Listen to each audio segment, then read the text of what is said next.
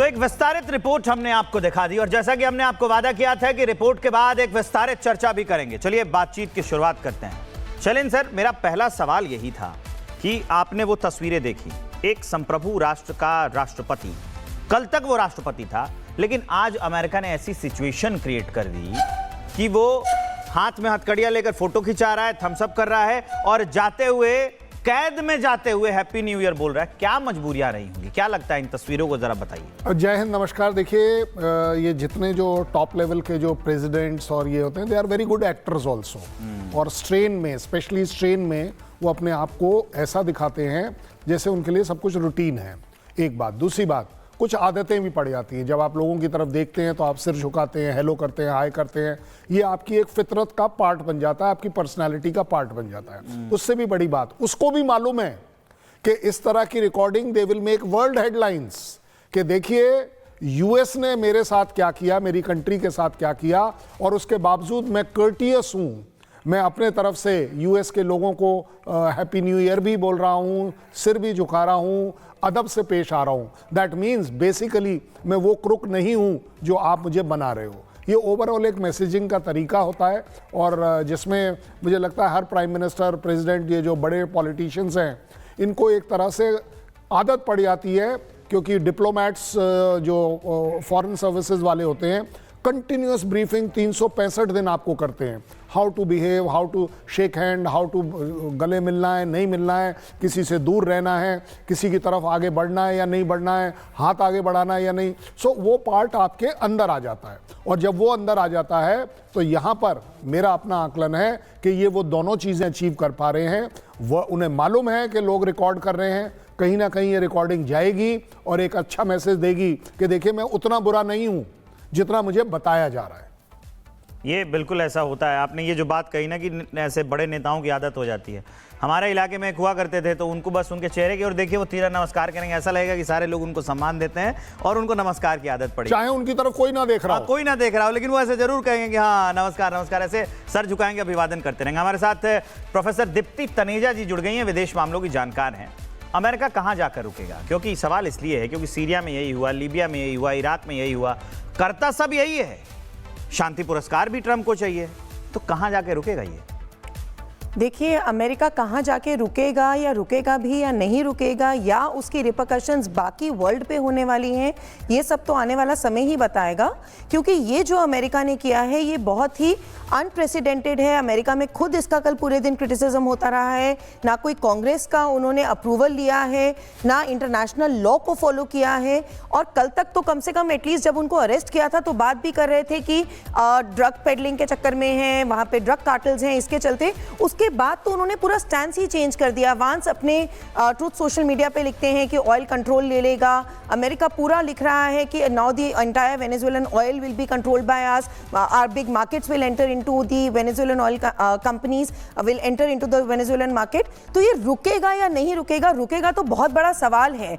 आगे देखने वाली बात ये है कि चाइना को, रशिया को ये क्या फ्यूल देता है कि भैया अगर मैं अपने आसपास की टेरिटरीज बगैर किसी इंटरनेशनल लॉ को फॉलो करे ऐसे हथिया सकता हूं, ऐसे उनके प्रेसिडेंट को, इलेक्टेड गवर्नमेंट को बिल्कुल, जिसे कहते हैं किडनैपिंग, दिन दहाड़े जिसे कहते हैं कि किडनैप करके उठा के अपने घर में ले आना कर सकता हूं, तो उनको कौन रोकता है कि भैया तुम ताइवान पे मत करो, या रशिया को कौन रोकता है कि यूक्रेन पे मत करो? तो ये दोगलापन और ये जो दोहरा स्टैंडर्ड अपना लेता है US when it comes to its economy vis-a-vis the world economies, ये तो भैया रुकने वाली बात नहीं है और रोकना पड़ेगा। लेकिन अगर हम चाहते हैं कि वर्ल्ड में स्थिरता आए, हाँ, इसको रोकना पड़ेगा। चलें सर, मेरा एक और सवाल था।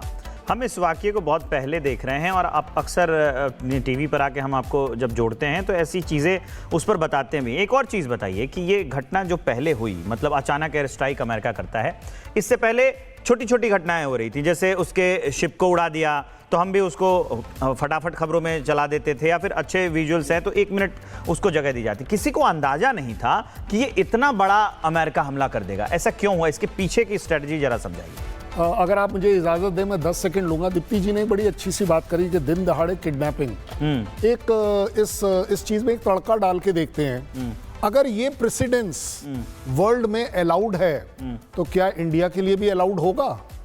होना चाहिए ना लॉजिकली। दैट मीन्स अगर आप ड्रग को इतना बड़ा मान रहे हैं, मैं मानता हूं कि drug is also a terrorism, लेकिन जो आपने किया है वो भी एक वेनेजुएला के ऊपर टेररिज्म ही है। आपने एक अच्छे खासे देश के ऊपर जाकर अटैक किया है, जबकि हम तो कल ये बातें कर रहे थे कि ऐसे कैसे हो सकता है कि गोली नहीं चली, कोई मरा नहीं। अब जाकर रिपोर्ट्स आ रही है कि सब कुछ हुआ है। हाँ, कि 40 लोग के अभी मरने की खबर तो आई गई है। नॉट ओनली दैट, अब हो सकता है ये आंकड़ा और अपडेट होगा। आप देखिएगा ये अपडेट होगा, उसमें कोई डाउट नहीं है। धीरे धीरे कर चीजें बढ़कर आएंगी। ज्यादा बड़ी बात यह है कि अगर ड्रग टेररिज्म एक इतना बड़ा ऑफेंस है कि किडनैपिंग दिन दहाड़े अगर हो सकती है, तो भाई साहब मेरे यहां पाकिस्तान में क्यों नहीं हो सकती? मेरे यहां, और इसका एक और पैरेलल देता हूं, नाइजीरिया में यूएस ने अटैक किया कि भाई वो क्रिश्चियनिटी को मार रहे थे, तो भाई साहब मेरा भी फिर हक बनता है कि मैं बांग्लादेश में कुछ कर सकूं। ये तो यही बात होगी ना, एक दोहे में नहीं कहा गया कि समर्थ के नहीं दोष गुसाई, कि जो समृद्ध है उसकी कोई गलती नहीं है। मतलब आप समृद्ध हैं, मजबूत देश हैं, तो आप लोकतंत्र बचा रहे हैं, वही कोई छोटा देश कह रहा है तो कह रहे हैं कि आतंकवाद कर रहा है। हाँ, तो और अब आपका जो सवाल था कि अचानक कैसे हो गया, देखिए मैं एक बात बता दूं, यूएस में कोई भी चीज अचानक नहीं होती, इवन इंडिया में कोई भी चीज अचानक नहीं होती। अगर मिलिट्री ऑपरेशंस की बात करें, कोई मिलिट्री ऑपरेशन हो ही नहीं सकता कि आज सवेरे आंख खुली और मैंने ऑर्डर किया और चल पड़ी।